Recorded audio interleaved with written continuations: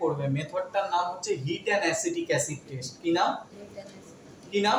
Hit and acetic acid test. তো তোমার লাগবে 10% অ্যাসিটিক অ্যাসিড আর পেশেন্টের ইউরিন। ঠিক আছে, তাহলে একটা টেস্ট টিউবে কি করতে হবে?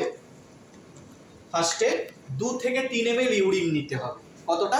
2 থেকে 3 ml। 2 থেকে 3 ml ইউরিন নাও। 1 ml,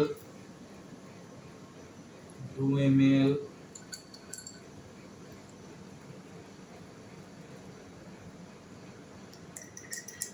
3 ml, 2 থেকে 3 ml ইউরিন নিলাম। ঠিক আছে, এবার কি করবে? আগুন জ্বালাবে। এটা ধরো,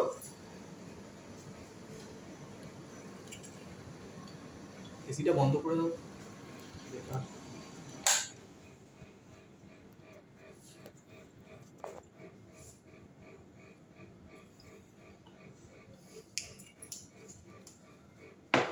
এবার আগুন জ্বালালে এবার ইউরিনের আপার পার্টটাকে হিট করবে, উপরের অংশটাকে এরকম ধরবে, এরকম ভাবে হিট করবে।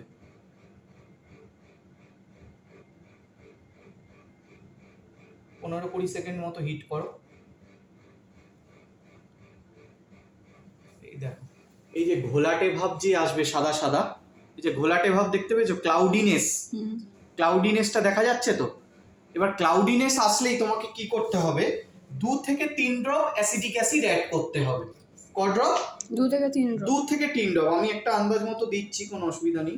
2 থেকে 3 ড্রপ অ্যাসিটিক অ্যাসিড অ্যাড করবে, আবার হিট করবে, দেন এগেইন হিট।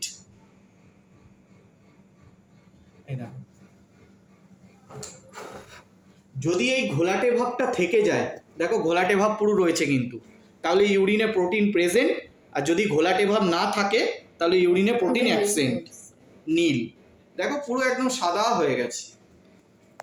এটা কি পুরো জমে গেছে ভিতরটা? হ্যাঁ। ও ওই জন্য আর হচ্ছে। বন্ধ করো।